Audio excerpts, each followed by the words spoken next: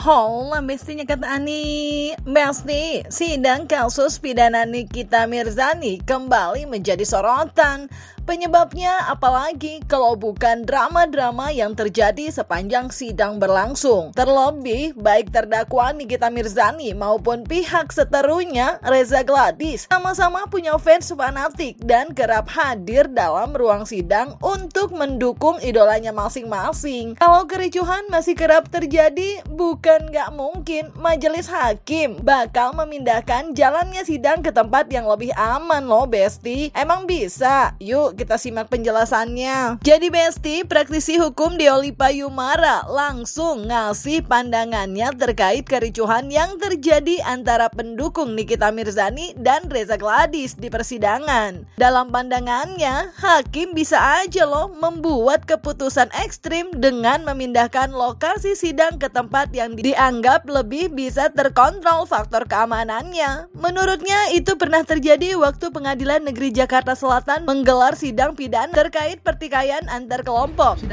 Sidang selalu terbuka, cuman kalau makin parah, majelis hakim bisa memindahkan tempat sidang. Zaman dulu ada sidang perkara keributan antar preman kan, dari sidangnya di PEN Selatan karena keributan yang terjadi, akhirnya dirubah menjadi sidangnya di Polres Jakarta Selatan tempat sidangnya begitu. Jadi yang dirubah tempat sidang itu selalu terbuka kecuali ditentukan lain oleh majelis hakim. Nah, buat Besti yang ketinggalan, sidang kemarin Nikita Mirzani kemarin emang sempat ricuh sesaat sebelum majelis hakim memutuskan untuk menunda jalannya sidang yang mana Dr. Samira atau Doktif sedang memberikan keterangan. Penyebabnya Nikita Mirzani waktu itu seolah keberatan dengan sikap jaksa penuntut umum yang terkesan selalu memotong omongan Doktif meski belum selesai mengurai jawabannya. Gak cuma Nikita aja loh yang tersulut emosi dengan sikap JPU yang demikian, tapi pendukung Nikita yang ada di kursi sebelah kanan ruang sidang ikut menyoraki jaksa penuntut umum. Pokoknya rame deh Besti.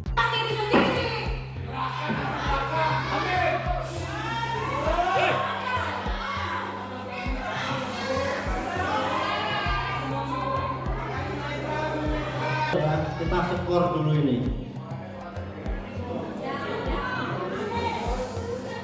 Waktu kita ini terbatas, begitu ya. Kita perlu menjaga kesehatan semuanya, kan begitu. Tolong diam semua ya, tolong diam. Tolong diam. Bisa diam gak sih? Kita ingatkan semua ya, bisa diam nggak ini penuntut umum terdakwa?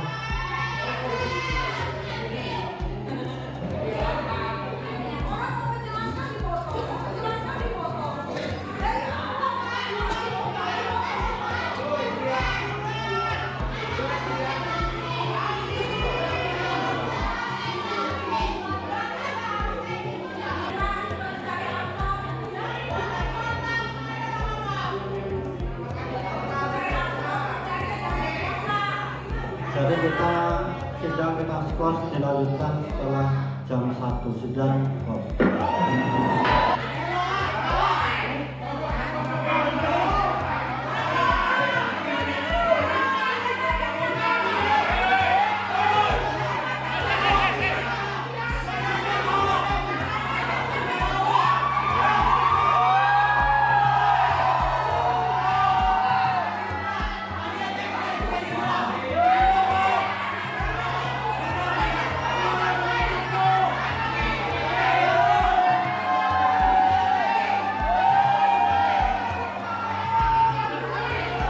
Nggak kedengeran. Kampung, diam kampung.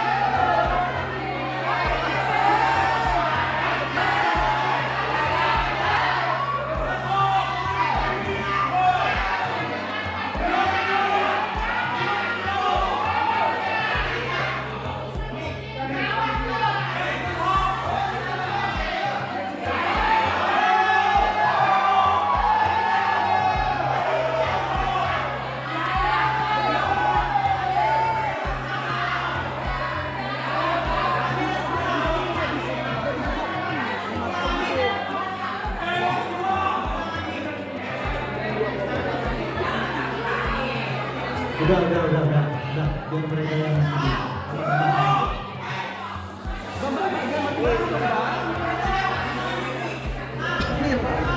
Banyak perkara seringkali dibarengi dengan keributan-keributan. Itu adalah posisi ekstrim dalam persidangan, selalu ada begitu. Dimanapun perkara seringkali ada terjadi keributan-keributan dan keriuhan begitu. Jadi ini kita bisa anggap wajar. Nah, yang punya wewenang terhadap proses yang terjadi selama persidangan adalah majelis hakim, yaitu ketua majelis hakim. Dia memutuskan apakah sidang harus dihentikan, harus diskor karena kerendahan atau apa.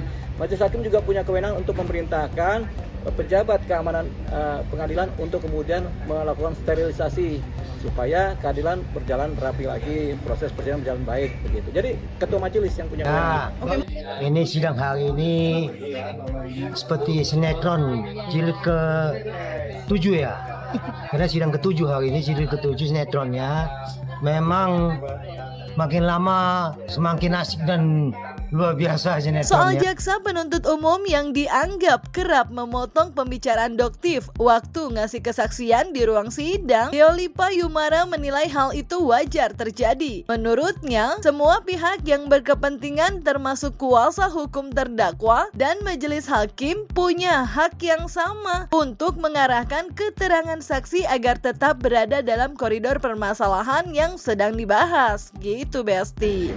Jadi setiap persidangan yang terkait dengan tanya-menanya saksi, jawab-menjawab saksi, baik JPU maupun pengacara maupun majelis hakim, itu selalu seringkali ada intervensi atau pemotongan suatu cerita, gitu supaya cerita kesaksian ini terarah. Gitu. Jadi kalau saksinya ngantur atau tidak relevan dipotong begitu. Jadi begitu. Jadi bisa dilakukan oleh jaksa, bisa juga dilakukan oleh pengacara. Kalau ada saksi berbicara supaya tepat sasaran kesaksiannya, kemudian tidak ada yang ngelanturnya, makanya dipotong. Seringkali begitu. Itu wajar. Potong-memotong pembicaraan ini biasa terjadi. Itulah disebut dalam perdebatan dalam sidang atau proses mencari titik terang keterangan saksi. Kalau ada jaksa memotong-motong pembicaraan, tentunya itu untuk kepentingan pembuktian. Demikian juga kalau ada pengacara itu memotong-motong pembicaraan saksi, itu untuk kepentingan pembuktian juga. Nah, juru tengahnya adalah majelis hakim.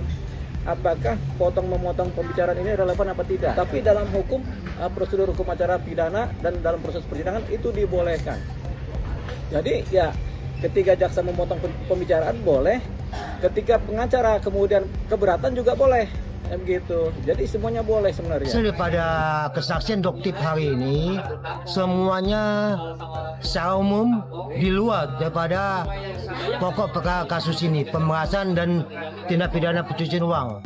Yang dibahas menyangkut masalah itu produk. Semuanya Doktif bahas masalah produk, bahkan dia membawa contoh-contoh produknya yang hasil lab dia tidak punya kompetisi, dia bukan saksi ahli, dia hanya saksi fakta. Jadi alangkah lucu dan anehnya ini manusia yang sebagai saksi fakta yang diajukan oleh jaksa penuntut umum, tapi tidak ada menyangkut masalah pokok perkaranya. Itu hari ini, dan itu juga tidak tuntas. Dan masih akan dilanjutkan minggu depan dengan Doktif juga sebagai saksi. Gak cuma itu aja, Besti. Terkait netralitas jaksa penuntut umum yang dianggap sangat menyudutkan Nikita Mirzani dan saksi-saksi yang diduga akan meringankan terdakwa, Deolipa Yumara juga punya pandangannya tersendiri. Baginya, hal itu wajar terjadi karena tugas JPU pada hakikatnya memang membela korban. Dalam hal ini, Reza Gladys yang kemudian penting untuk digarisbawahi adalah peran aktif majelis hakim untuk meminimalisir adanya kecurangan-kecurangan yang mungkin terjadi di persidangan. Nah, kalau sidang pidana itu JPU itu ya pasti tidak netral. Kalau JPU netral, yang netral itu harusnya hakim, bukan JPU. Karena begini, JPU itu jaksa penuntut umum, ya. Jaksa tugasnya menuntut, pengacara tugasnya membela, hakim tugasnya memutuskan perkara. yang netral itu adalah majelis hakim. Jaksa nggak boleh netral. Kalau jaksa netral berbahaya. Karena jaksa itu tugasnya harus membuktikan suatu dugaan tindak pidana berdasarkan bukti-bukti dan keterangan-keterangan saksi. Dia nggak boleh netral, dia harus mematuhi koridor-koridor proses penuntutan. Jadi dia harus mengarahkan bukti seperti apa, saksi seperti apa. Pengacara juga nggak boleh netral dalam proses hukum pidana. Pengacara harus membela kliennya. Nggak boleh kalau pengacara juga netral, nggak dia bela itu kliennya kan. Jadi pengacara juga harus berpihak kepada kepentingan hukum kliennya. Tapi di atas semuanya adalah bagaimana tercapainya keadilan, gitu. Duduk terang masalahnya jelas, keadilan tercapai bagi para pihak. Itulah nanti yang disebut sebagai netral. Hakimlah yang menentukan semuanya. Nah, hakim yang netral, tapi hakim akan memutus berdasarkan bukti dan fakta-fakta di persidangan. Yang netral cuma majelis hakim. Gitu. Juru tengah namanya majelis hakim. Emang ya Besti, adanya dugaan jika jaksa penuntut umum sudah dikondisikan untuk membuat Nikita Mirzani mendapat hukuman berat sampai santer terdengar waktu Nikita Mirzani di sidang sebelumnya mengaku punya bukti rekaman dan percakapan yang diduga terjadi antara pihak keluarga Reza Gladys dengan salah satu oknum peradilan, meski belum sempat diperdengarkan di ruang sidang karena tak dapat izin dari majelis hakim. Namun pernyataan Nikita Mirzani tersebut bisa dibilang sukses bikin jalannya persidangan semakin panas. Namun hal itu lagi-lagi dinilai wajar terjadi dalam sebuah proses persidangan. Semua perkara-perkara pidana seringkali dibumbu-bumbui oleh cerita-cerita miring. Nggak ada cerita-cerita yang lurus itu, cuma miring. Kenapa? Biasanya pelaku pidana itu kemudian atau korban merasa ada yang nggak adil. Makanya keadilan itu dicapai melalui keseimbangan dalam proses sidang. Sepanjang keadilan itu belum tercapai melalui putusan, itu selalu miring. Miring ke kiri, miring ke kanan, begitu. Karena timbangannya belum sesuai kan. Makanya miring-miring nih. Kenapa miring nih timbangan keadilan? Kenapa miring kemari gitu? Selalu ada. Masing-masing pihak punya sudut pandang mengenai kemiringan dalam berperkara. Termasuk kepada jaksa penuntut umum. Pasti ada yang menilai secara miring.